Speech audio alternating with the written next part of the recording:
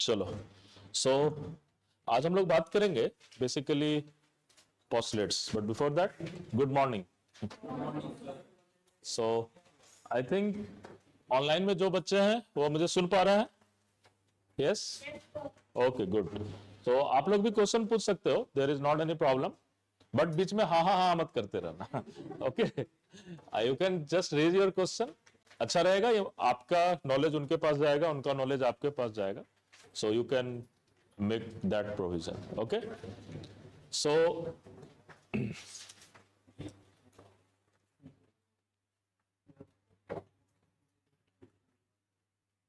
so आज हम लोग बात करेंगे बहुत ही इंपॉर्टेंट टॉपिक की, पोस्टलेट्स की, है ना। बताओ। ठीक है, so we will discuss doubt also, है ना।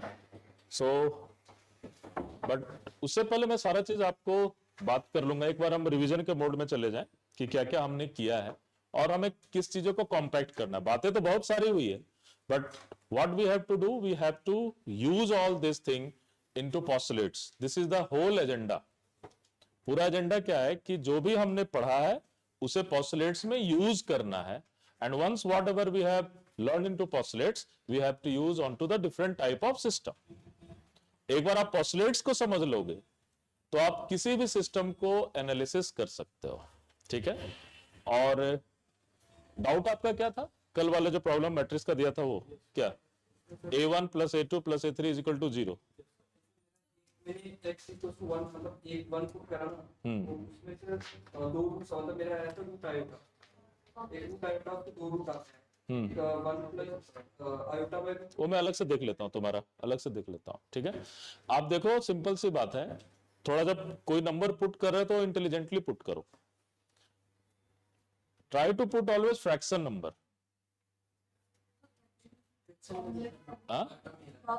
फ्रैक्शन में भी आयोटा में आएगा, देख लेते हैं, ऐसा कोई प्रॉब्लम नहीं होगा। Okay, just you can just take it. Okay, so item हमारा तो कोई प्रॉब्लम नहीं है, उसमें कोई प्रॉब्लम नहीं है ना। एनीवे, वो कोई बहुत बड़ी इशू नहीं है। सो हम लोगों ने क्या क्या देखा वो एक बार देख लेते हैं।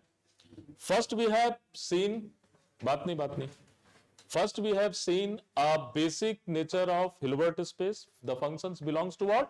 Hilbert space. उसके बारे में बात किया, है ना। So what is that? So basically आप किसी भी हिल्बर्ट स्पेस को किट के थ्रू दिखा रहे थे, and that thing is equivalent to what? Some column vector, and that thing can be written as some function f phi x। बात ये थी, सिंपल सी बात, कि ये हिल्बर्ट स्पेस का मेंबर है, तो हमें मोस्ट इंपॉर्टेंटली फोकस करना है स्क्वायर इंटीग्रेबिलिटी पर। एग्रीड? इसके लिए स्क्वायर इंटीग्रेबिलिटी आपने चेक किया था, याद है? 1/√n किट के लिए दिया था। इसका भी आप स्क्वायर इंटीग्रेबिलिटी चेक करोगे, नॉर्मलाइज कर सकते हो या नहीं। जरूरी नहीं है कि हर वेक्टर को आप नॉर्मलाइज कर सको, depends on what is all these numbers. आप फंक्शन को भी देख रहे हो कि वो स्क्वायर इंटीग्रेबल है या नहीं। So in quantum mechanics the most important thing is all about square integrability. यहां पर आपको फोकस करना है। तो ये फर्स्ट इंपॉर्टेंट पार्ट है जहां पर पूरी तरह से फोकस करना है आपको, and this is your first part. And the second part is all about the eigen value and the eigen function. Eigen value and the eigen function, यहां पर फुल कमांड करना है कि how you can find the eigen value, eigen vectors. But arbitrarily कुछ भी eigen vectors नहीं लेने हैं। कैसे आइगन वेक्टर्स लेने हैं? कैसे आइगन वेक्टर लेने हैं? जो कंप्लीटनेस रिलेशन फॉलो करे। So the best thing in the quantum mechanics is that we have a very nice information about the completeness relation, and that value is equal to what? I। ठीक है, ये दोनों मिलकर obviously अगर एक completeness relation follow कर रहा है तो हमारा फेवरेट बेसिस तैयार हो जा रहा है। वो फेवरेट बेसिस क्या है? Delta M. That is our favourite basis. मैं फेवरेट क्या कह रहा? Because basis can be not orthonormal, basis में be orthonormal, but in general जब हम इनिशियल लेवल पर बात कर रहे हैं, then you have to choose your basis vector as what? Orthonormal in nature. आपको बेसिस वेक्टर को कैसा चूज कर रहे हो? Orthonormal in nature. This is very very important concept we have to learn, है ना.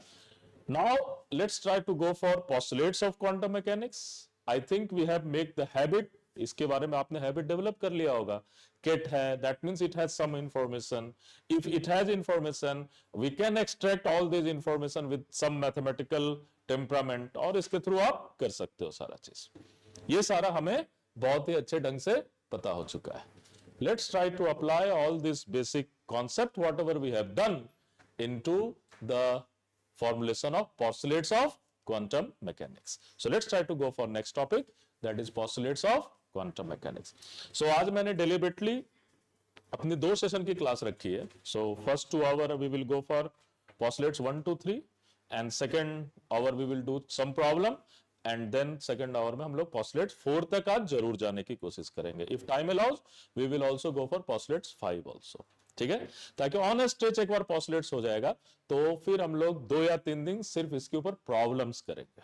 ठीक है, प्रॉब्लम आज भी करेंगे बट आज की जो प्रॉब्लम होगी जस्ट कॉन्सेप्ट बिल्डिंग की प्रॉब्लम होगी. इसके बाद जो प्रॉब्लम करेंगे that will be the exam orientation. ठीक है, सो 2 पर्पस है, एक तो सीखना है और दूसरा पर्पस क्या है, एग्जाम भी क्रैक करना है. ठीक है, सो ये हमें दिमाग में रखना है. So let's try to go for postulates of quantum mechanics.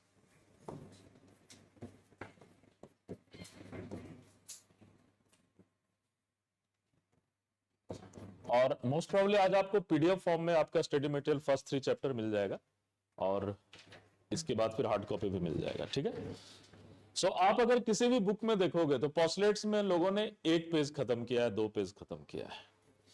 But you will surprise, जो हमारे बुकलेट होंगे उसमें सबसे बड़ी टॉपिक होगी वो पोस्टुलेट्स ऑफ क्वांटम मैकेनिक्स की होगी.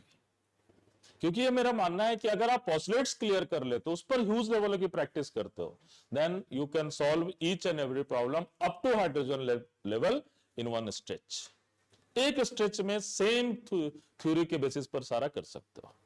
ठीक है, so why we need postulates, ये समझने की कोशिश करो. And let's go for story behind the quantum mechanics. In general लोगों को क्वांटम मैकेनिक्स की स्टोरी समझने में बहुत डिफिकल्टीज होती है कि क्वांटम मैकेनिक्स की स्टोरी कैसे डेवलप हुई है.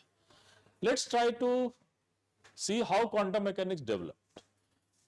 There are an number of people working on a microscopic level पर. डिफरेंट टाइप के लोग काम कर रहे थे, डिफरेंट जीनियस काम कर रहे थे. एंड द एरा वाज 1914 का एरा था, 1914 और 1900 onwards era. So at that era the human civilization have actually take a transition, and that transition not only in form of political, economical, rather in form of mental, rather in form of technology, rather in form of science also. That era was actually the era of First World War. So what was the whole story before First World War and what was the whole story just after First World War? Before First World War, there was a supreme power. That power is not but the England. Britishers were the supreme power and the whole sciences are governed by the Newton's law of motion. Whole science and the Newton's was as much as like a god. Why? Because we can explain all the thing with the help of Newton's law. And that era was the classical era. Classical era. We have Newton's law. उसका बहुत ही ज्यादा use कर रहे थे macroscopic system को समझने के लिए. And then there was a huge leadership emerged into Germany under the Hitler. Yes. So what was the planning? The planning was actually political. You cannot establish yourself as a superpower unless until you are not establish yourself superpower in a mind, in a sciences, in a technology. So ये एक challenge था कि जब तक हम Newton से better theory न दे पाए और न्यूटन्स की थ्योरी को कहीं ना कहीं डिफाई नहीं कर पाए, उसे थोड़ा सा इंफीरियर नहीं बता पाए, तब तक सुपर पावर कोई नहीं बन सकता था. So there was a huge fundraising, there was a huge fund involved into lab of Germany under the great Planck's, है ना. प्लैंक्स के अंदर पूरी की पूरी फंड रेजिंग हुई और चीजों पर काम करना शुरू हुआ. And the whole agenda behind the Germans was actually in general to make a theory which will be just a contrast of Newton's law. Then the people of world, they just in the different area give different type of theories. The first mind-blowing theory was photoelectric effect given by the Hertz but explained by the Einstein. And what was that theory? That theory was that light is just behaving like a particle. Light क्या है? Particle. This is the particle nature of light. Same time there is another theory, that is what? Compton effect, and this is given by mainly Hertz and Einstein.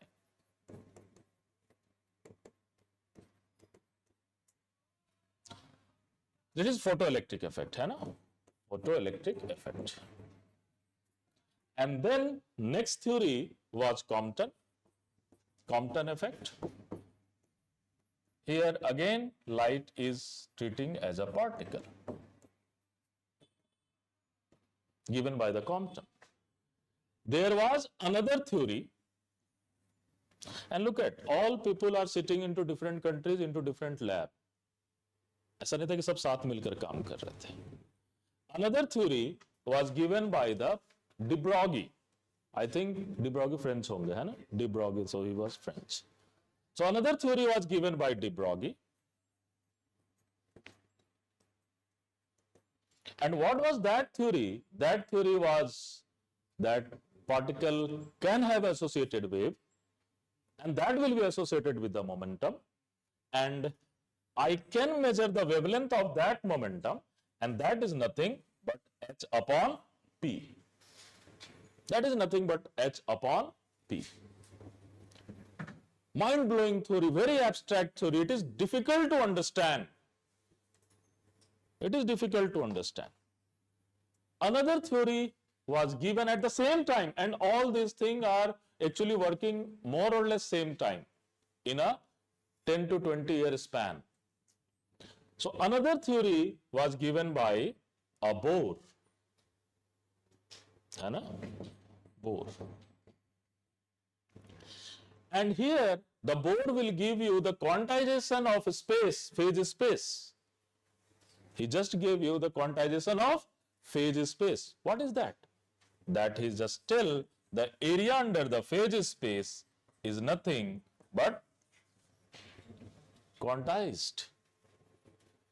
Mind-blowing theory, mind-blowing. Very abstract. It is very difficult to understand the general human being at that time actually. कि क्या हो रहा है? Another theory is given by the Heisenberg to understand the same system. Don't worry, to understand the same system given by what? Heisenberg. Heisenberg have given the theory delta x into delta px, that is what? Get greater than h cut by 2. German, very smart mathematician, used the technique of statistics, probability to understand the system which is working microscopic.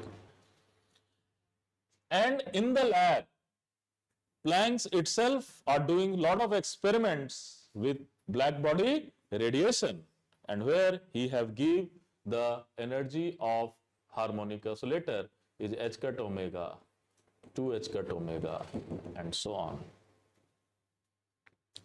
Please mind it, this is completely abstract. This is completely abstract. We have some theoretical thing. This is lab plus theory. This is completely mathematical. This is given by Heisenberg, है ना?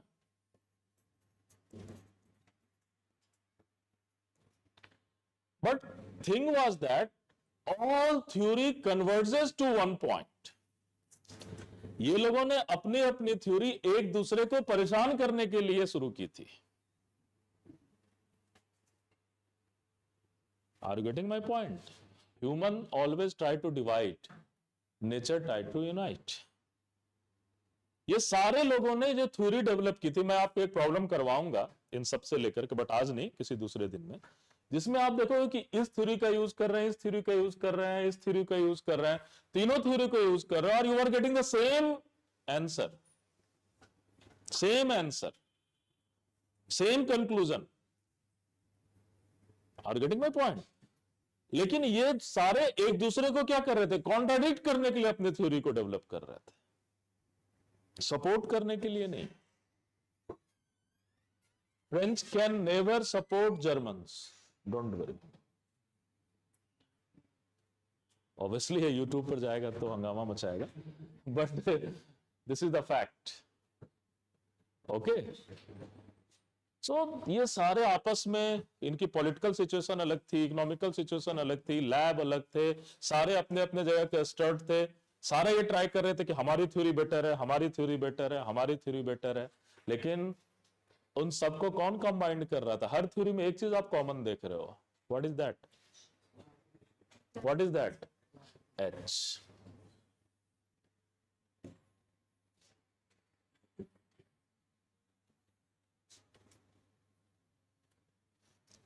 So we are moving towards a new universal constant. Light का C था, G था, epsilon था, and now we are moving towards a new universal constant. That constant is H. And I am really surprised why this H. H ही क्यों लिया, ये मुझे अभी तक समझ में नहीं आ रहा है। ग्रेविटेशन से तो जी हो सकता था, एच क्यों लिया? This is very important. क्योंकि प्लैंक्स को तो प्लैंक्स ने बताया था H is that number, and that number is fitted into all theory actually. ठीक है, एच नोटेशन, एच की वैल्यू जो है 3, कितना है, कितना है ये? 6 इंटू, अच्छा 6.6 into 10 to the power minus 34 joule second. ये नंबर प्लैंक्स ने निकाला था, और ये नंबर जो प्लैंक्स ने निकाला उसको उन्होंने एच का नाम दिया। ओके, और उस नंबर सब सारे जगह फिट हो रहा है। अब उन्होंने एच का नाम लिया तो सारे लोगों ने एच लिया। Most probably H for Hitler.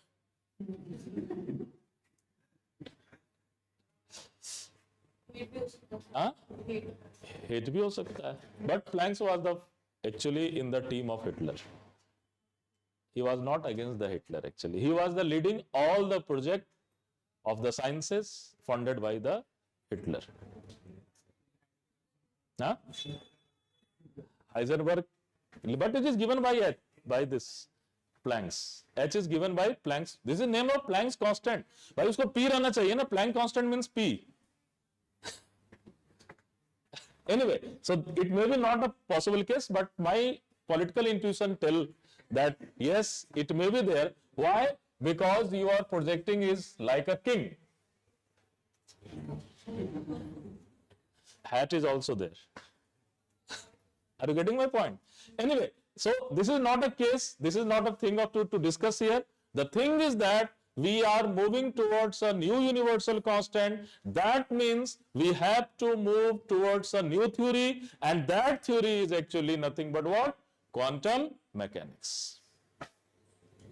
अब क्वांटम मैकेनिक्स की जो पोस्टुलेट्स की कहानी है वो आपके सोशल मीडिया पर बहुत ही ज्यादा वायरल है।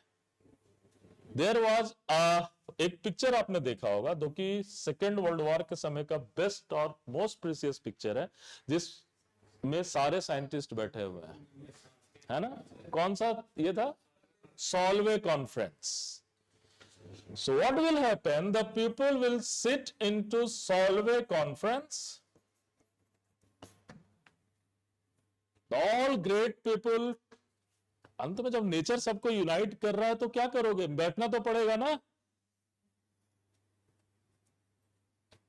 Are you getting my point or not? They sit there. There was a huge discussion between Bohr and Einstein. They both are in a opposite phase. Huge discussion. शायद उसके papers भी available हैं. Copenhagen interpretation में huge discussion वहां पर उन लोगों का हुआ. यहां सारे लोग बैठे और बैठ करके उन्होंने बोला कि यार ये सारी चीज को समझा कैसे जाए. How you will understand all this thing? कोई किसी को किसी तरह से समझ रहा है, कोई किसी तरह से समझ रहा है. भाई हमारे तुम्हारे जैसे लोगों को क्या होगा? Because at least these people are very honest that they want to tell this story to the new generation. और न्यू जनरेशन तभी उसमें इंटरेस्ट लगेगा जब उसको आप चीजों को कैसे दोगे? In a very organised way. Such as Newton's have 3 laws. This is very organised law. Kepler के 3 लॉ है. They are very organised law. So आपको तो न्यू जनरेशन को अगर इन्वॉल्व करना है, then you have to organise the thing, but in a mathematical form. So in spite of that, all people are working separately. They agreed on that, and they just write the constitution of quantum mechanics, and that constitution of quantum mechanics is actually known as what? Postulates of quantum mechanics. Everybody agrees on that. And they write the rules, regulation, and the grammar of quantum mechanics, which is very popularly known as what? Postulates of quantum mechanics. So let's try to go for postulates of quantum mechanics. ठीक है?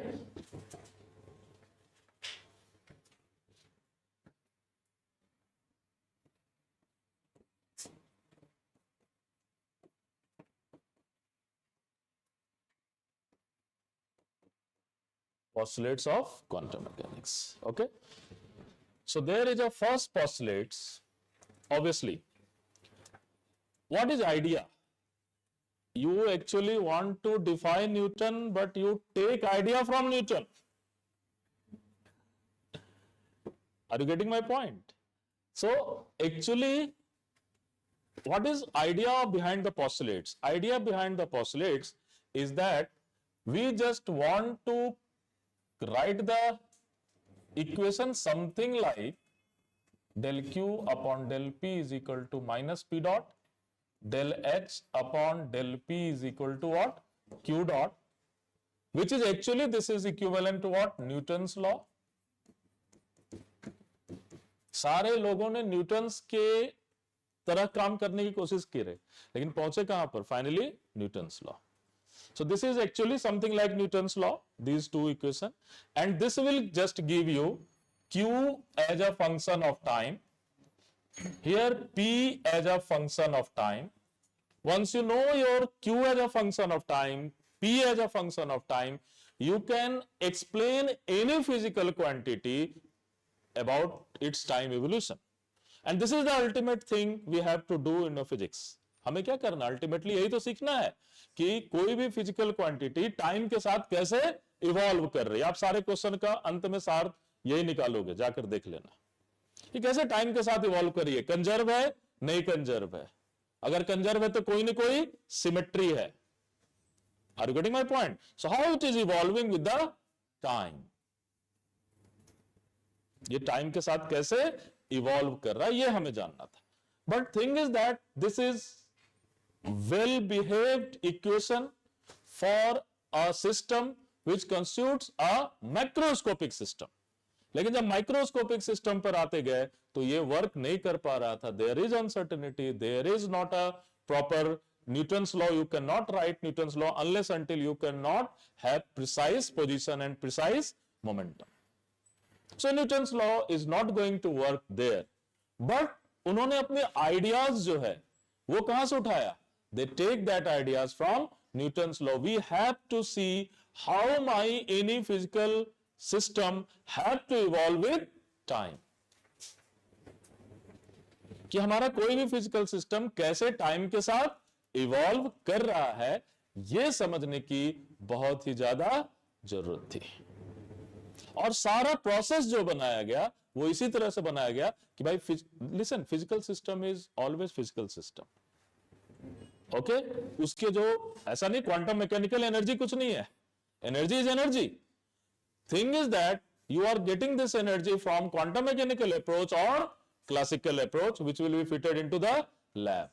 Some theory can be fitted in the lab with the help of classical mechanics. Some theory can be fitted in the lab with not with the help of classical mechanics, where quantum mechanics will come into picture. So idea क्या था? सबसे बड़ा challenge जो था वो ये था कि भाई आपको स्टेट तो डिफाइन करना होगा. कोई भी नई थ्योरी डेवलप होती है तो पहले आप क्या करते हो? You have to define what? State of a system. Let's start with the thermodynamics. वहां पर आप स्टेट से लेकर के बहुत ही ज्यादा रूबरू रहते हो. Pressure, volume, temperature. You know the state of a thermodynamical system. If you know the state of a thermodynamical system, what will happen? You know the energy, you know the entropy, isn't it? आप सारे thermodynamical physical system के state को आप जानते हो और उसके evolution के बारे में बात कर पाते हो. Yes? In a classical mechanics, if you know the position and its momentum, which is known as what? Classical state of a system, then you can know each and everything about that particular system. So similarly, on to that basis, what we need? We need to define a quantum mechanical state of a system. So let's go for first postulates, that is nothing but quantum mechanical state of a system. क्योंकि जब तक आप state नहीं define करोगे तब तक आप कैसे सिस्टम को एनालाइज करोगे? And it is very much clear that position and momentum is not a quantum mechanical state because you cannot measure it simultaneously. Yes? So we have to define that state in a different form. So what is that state? So you have system. So this is my system. System क्या है? Spring mass system. Particle in a box is a system. Hydrogen atom is a system. Agreed or not? These all are what? Different type of system. Agreed? These are different type of system. And if you know this particular system, you have a dynamical variable. Suppose यहाँ पर dynamical variable में क्या ले रहा हूँ? X और Px. अगर one dimension है तो इसका dynamical variable क्या होगा? X and Px. This is actually your classical variable. X and Px. ठीक है? So you have X and you have Px. So you have a system. अगर आपको system पता है तो उसका आपको dynamical variable पता है. So always जब आप quantum mechanics शुरू करोगे तो पहले आप classical analog उसका करोगे. First you will do classical analog, you will define what is this dynamical variable, and then only you can go for next level of quantum mechanics. So people are doing blunder who is saying without classical mechanics you can do quantum mechanics. This is absolute blunder. Because quantum mechanics is just a evolution phase of classical mechanics into the next level. ठीक है? So you have to define position and momentum. You know the dynamical variable. Dynamical variable. What is meaning of that? Dynamical variable means x dot must not be 0. Agreed? So they are some kind of dynamical variable. So now if you have your dynamical variable, there is an associated Hilbert space with this particular system. So likho, there must be associated a Hilbert space to a system. There must be associated a Hilbert space to a system.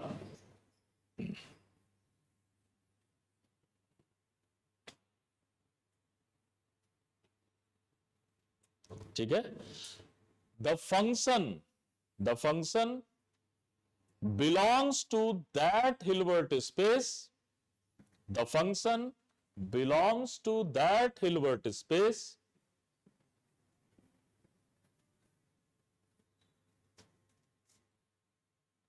है ना? That Hilbert space identified as state of a system.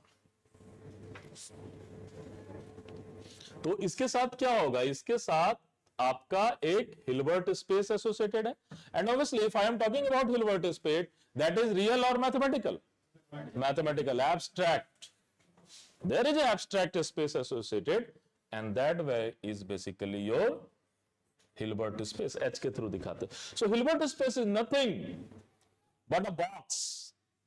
एक तरह का क्या है? Box है. उस box में क्या है? बहुत सारे फंक्शंस हैं. वो जो बहुत सारे फंक्शंस हैं, they are actually what?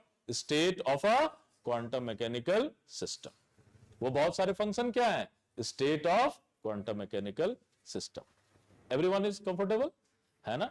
So there are, you can say psi1, psi2, psi3, these all are state. और हिल्बर्ट स्पेस को दिखाने के लिए फंक्शन चाहिए, और आपको क्या चाहिए? स्केलर नंबर, क्योंकि आप हिल्बर्ट स्पेस की बात कर रहे हैं. तो स्केलर नंबर क्या होगा? That value is C1, C2, C3 and so on. ठीक है. बट ब्यूटीफुल पार्ट देखो, कनेक्शन देखो कितना ब्यूटीफुल है. रियल लाइफ और एब्स्ट्रैक्ट लाइफ के बीच का कनेक्शन. रियल में आपके पास क्या है? पोजीशन या मोमेंटम. सो यहां आप देखोगे the state, suppose Sai is a state of a system, this will be function of x and t. किसका फंक्शन है? x and t, and x is your dynamical variable. Connect हो गया ना? एग्रीड और नॉट? सीधा सीधा कनेक्ट हो गया. And this x is not, this x is your classical state of a system. ये x क्या है? Classical state of a system. But psi x t is what? Quantum mechanical state of a system. And obviously time must be there, because dynamics है तो time तो होगा ही होगा. वो दिखे या ना दिखे वो तो है ही. एग्रीड और नॉट? है ना? So this is your state of a system. ठीक है. और ये सिस्टम के साथ एक हिल्बर्ट स्पेस एसोसिएटेड होगा, अनदर सिस्टम के साथ एक अनदर हिल्बर्ट स्पेस एसोसिएटेड होगा. फॉर एग्जांपल आप ले लो हाइड्रोजन एटम, ये इलेक्ट्रॉन है, ऐसा ही होता है ना, ये प्रोटॉन है. अब यहां पर जो डायनेमिकल वेरिएबल है वो क्या होगा?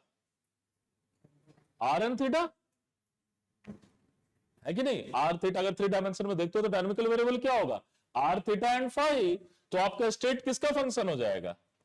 R theta phi. Don't worry. इस हिल्बर्ट स्पेस का इस सिस्टम के साथ कुछ भी लेना देना नहीं. एग्रीड? क्लियर है ये?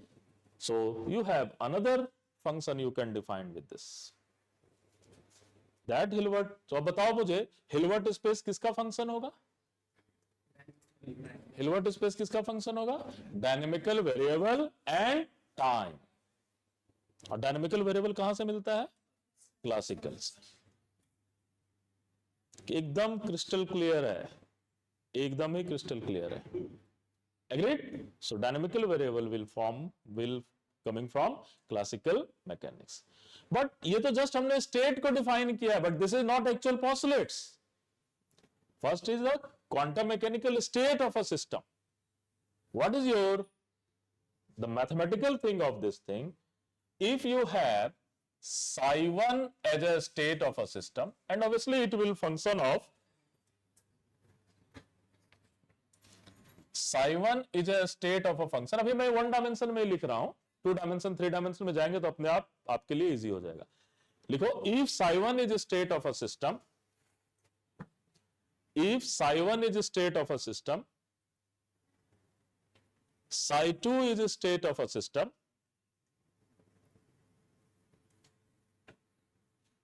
if psi1 is a state of a system, psi2 is a state of a system, up to psi n is a state of a system. Because Hilbert space में कितने फंक्शन हो सकते हैं? Infinite number of function होते हैं. Up to psi n is a state of a system. Then you can create a state. Then you can create a state. Then you can नहीं लिखो, one can create a state. One can create a state with a superposition of psi1, psi2, psi3 up to psi n. Agreed? सो अगर Sai 1 state है, Sai 2 state है, Sai 3 state है, Sai N state है, तो इसके superposition भी क्या होंगे? State of a system. Which rule? Superposition तो है, मैथमेटिकली कौन सा रूल है? Closure relation. मैथमेटिकली क्या है? Closure relation. ठीक है, सब उसी के अंदर है। आपने क्या किया? आपको एक मिला, दो मिला, दोनों को कंबाइन किया, अरे वो भी उसी फंक्शन, उसी सेट का को बिलोंग्स कर रहा है। दो मिला, तीन मिला, उसको कंबाइन किया, वो भी उसी सेट के अंदर मिल रहा है। ठीक है, बट अब यहां पर देखो, क्या स्मार्ट लोग थे ये लोग, कितने स्मार्ट थे, आप सोच नहीं सकते हो। मतलब हमारे आपकी तो बस की ही बात नहीं है उस लेवल पर बात करना या सोचना। So these people have include the nature of wave. क्या सुपरपोजिशन करता है? वेव। सो दे डेलिबरेटली, वो बहुत ही ज्यादा डिस्परेट थे पूरे वेव नेचर को क्या करने के लिए? इंक्लूड करने के लिए। Because we have wave particle duality. Background में क्या चल रहा है? बैकग्राउंड में वही सब काम चल रहा है। Are you getting my point? In a background you have exactly all same thing. क्या चल रहा है माइंड में कि भाई पार्टिकल भी होना चाहिए, वेव भी होना चाहिए, अनसर्टेनिटी भी होनी चाहिए, डिब्रोगी की चीजें भी सेटिस्फाई होनी चाहिए, ऑल थिंग आर देयर। ये सारा बैकग्राउंड में चल रहा है। तो उन्होंने सबसे पहले काम क्या किया? वेव को लेकर आए। ठीक है, एनी डाउट? किसी को डाउट है from online classes? Any doubt? चलो गुड। हाँ बताओ, हाँ बताओ मिनल। Okay good. यहां आपके चेहरे से जानता हूं, वहां उनको आवाज से जानता हूं। Okay, so this is my state of a system. अब देखो उन्होंने क्या कहा, वेरी इंटरेस्टिंग। अब ये हिल्बर्ट स्पेस का मेंबर है, तो स्क्वायर इंटीग्रेबल होगा। सारा हम लोग कर चुके हैं, मैथमेटिक्स से बहुत ही अपने आप को स्ट्रांग कर लिया हम लोगों ने। अब ये क्या है? ये हिल्बर्ट स्पेस का मेंबर है, तो स्क्वायर इंटीग्रेबल तो होना ही है। अब उसका फायदा उन्होंने बहुत जबरदस्त उठाया। ठीक है, so this function is what? Square integrable. लिखो, so this state of a system will always square integrable. ये मैं नहीं भी लिखवाता तो चलना चाहिए था, आपको पता, क्योंकि आपने हिल्बर्ट स्पेस पर अच्छी खासी R&D कर रखी है। If any function belongs to Hilbert space, that must be what? Square integrable. ठीक है, that must be what? Square integrable. Clear है? Now if this function is square integrable, इसका फायदा उन्होंने उठाया, and what is say the function psi xt mod square, the function psi xt mod square is identified as probability density. Is identified as what? Probability density. Mod psi square क्या होगा? That is psi star. Psi is nothing but what? Mod psi square. That is nothing but what? Probability density.